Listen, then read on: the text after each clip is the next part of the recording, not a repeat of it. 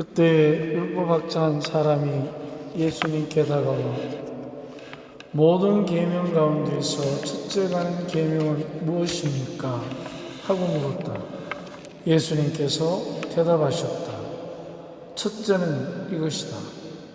이스라엘아 들으라. 주 우리 하느님은 한 분이신 주님이시다.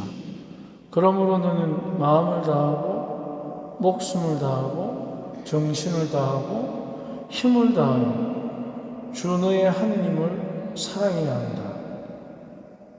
둘째는 이것이다. 내 이웃을 너 자신처럼 사랑해야 한다. 이보다 더 큰 계명은 없다. 그러자 율법학자가 예수님께 말하였다. 훌륭하십니다, 스승님. 그분은 한 분뿐이시고 그밖에 다른 이가 없다 하시니 과연 옳은 말씀이십니다. 또 마음을 다하고 생각을 다하고 힘을 다하여 그분을 사랑하는 것과 이웃을 자기 자신처럼 사랑하는 것이 모든 번제물과 희생 제물보다 낫습니다. 예수님께서는 그가 슬기롭게 대답하는 것을 보시고 그에게 너는 하느님의 나라에서 멀리 있지 않다 하고 이르셨다. 그 뒤에는 어느 누구도 감히 그분께 묻지 못하였다. 주님의 말씀입니다.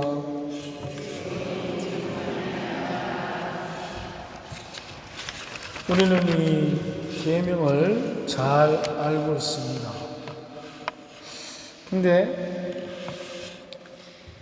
내 마음을 다하고 목숨을 다하고 정신을 다하고 힘을 다하여 주 너의 하느님을 사랑해야 한다. 마음을 다하고 목숨을 다하고 힘을 다하고 정신을 다하면 그게 한 가지 특징적인 게 나타납니다. 뭐냐면 내가 온갖 것을 다 투신하게 되면 사실은 투신한 만큼 주어지는 축복 중에 하나가 나도 다른 사람도 그 사람만이 가지고 있는 그 사람만의 아름다움을 그 사람만의 가치를 많은 사람들 중에 한 사람은 우리들 가운데 하나로만 보는 것이 아니고 그 사람을 그 사람만의 가치를 그 사람 안에서 보게 된다는 것입니다. 우리가 우리들 가운데 한 사람으로 보게 되면 저는 사제이고 우리 교우들께서는 평신도이시고 그러면 쉽게 어떻게 되느냐? 우리 가운데 하나로만 보면 역할을 중심으로 해서 그 사람을 판단하게 됩니다. 그 사람이 과연 우리 공동체에, 우리 가정에, 우리 식구로서 저 사람이 가치가 있는가? 역할 중심입니다. 우리 프레시디움에 저 사람이 과연 해를 끼치는가?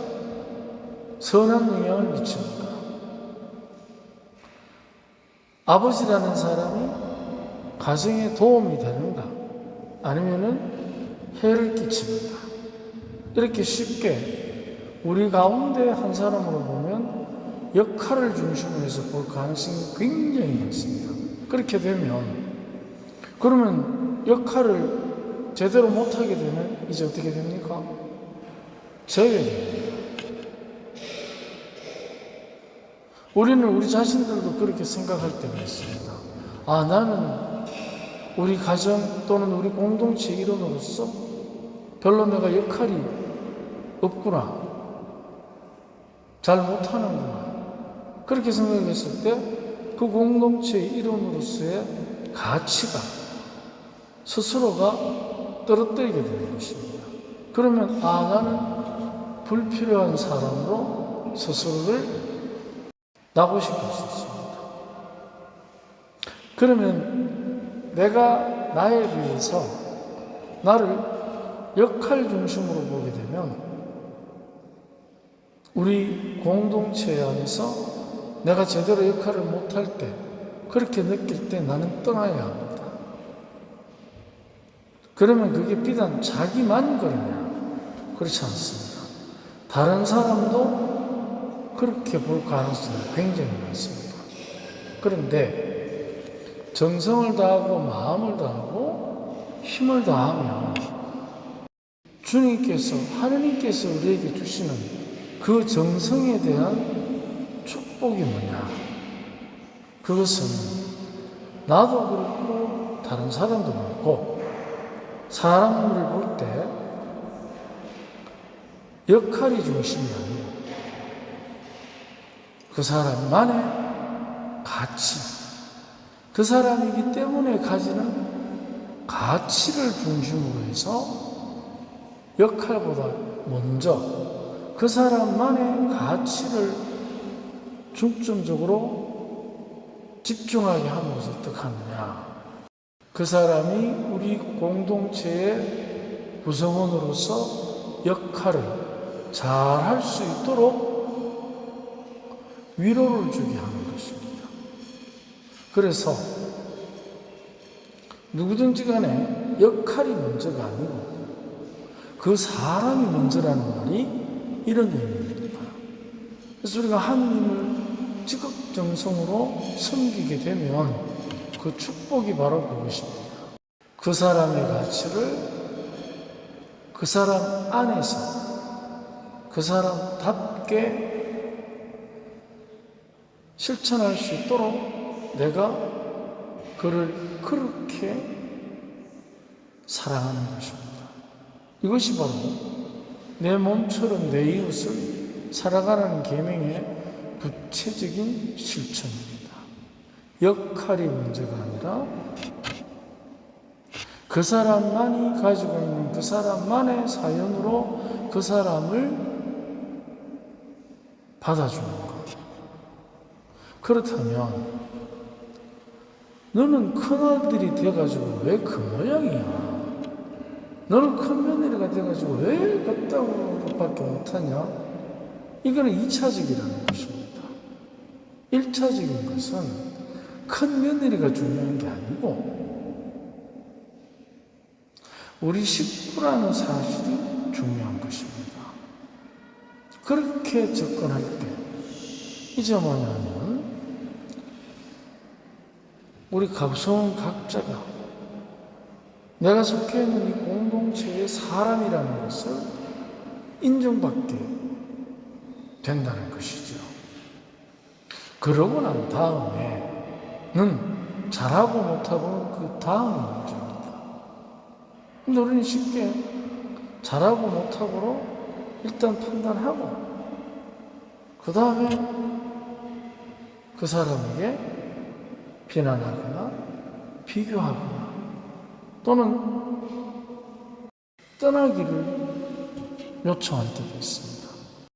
그래서 우리가 내 이웃을 내 몸과 같이 사랑한다는 것은 그 사람의 역할이 아니라 그 사람의 가치가 먼저라는 것입니다.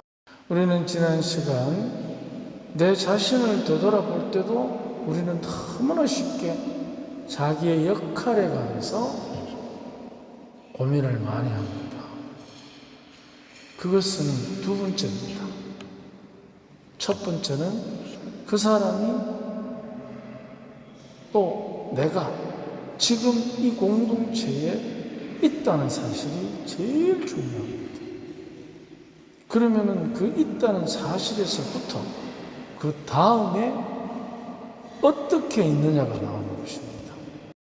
그러면 가장 중요한 것은 지금 나와 함께 속해 있다는 것입니다. 그러면은 그 나와 함께 있기 때문에 그 나와 함께 있는 가치를 그 스스로가 꽃피울 수 있도록 더더구나 내가 꽃피도록 등을 떠미는 게 아니고 밥을 떠먹이는 게 아니고 밥상은 차려주되 자기가 떠먹을 수 있도록 우리가 함께 해주는 것입니다. 그래서 나와 함께 있다는 것이 중요하지 어떻게 있다 하는 것은 그 다음 문제입니다. 우리가 지난 시간 자칫하면 나 자신부터 해서 우리 이웃들까지 또 어떻게 있느냐에 굉장히 우리는 예민합니다. 그렇게 되면 역할 중심이 되기 때문에 그 역할을 중심으로 우리 공동체가 가정이 또 어떤 공동체든 간에 형성이 되면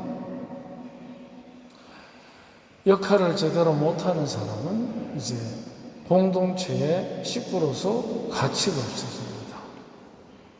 하느님께서 가치 없이 만든 사람이 누가 있겠습니까? 하느님께서 우리 가정에 가치 없는 사람을 가치 있도록 하셨겠습니까? 우리 레조 단원들의 구성원 중에 하느님께서 가치 없는 사람을 가치 있도록 해놓으셨겠습니까? 가치 있다는 것은 분명 가치가 있는 것입니다. 우리들이 때로는 다 부족합니다. 하지만 그 부족한 것은 비교하고 비난하고 지적한다고 해서 고쳐지는 게 아니지 않습니까? 우리 가정의 가족들, 또 우리 본당에 또는 우리 주변에 가치 있는 사람들의 가치는 가치 있기 때문에 가치가 있는 것입니다. 그러고 나서 그 가치 있다는 것의 가치를 더 확정시켜가는 것은 어떻게 가치 있느냐. 그러면 그 사람 스스로가 가치 있다는 것을 가치롭게 만들 수 있도록 가치 있는 내가 그 사람의 가치를 먼저 존중해주고 인정해주는 거.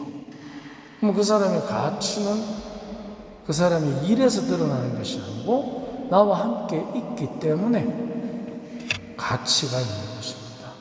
우리 역시 주님께서도 마찬가지시지 않겠습니까? 우리 각자를 이렇게 가치롭게 만드신 것은 서로 같이 있으라고 우리를 이렇게 가치롭게 만드셨지 않겠습니까? 이 미사 중에 우리와 같이 있는 사람들을 위해서 그들의 가치가 나로 인해서 더 아름답고 훌륭하게 빛날 수 있도록 우리가 같이 있어 주면 좋겠습니다. 아멘.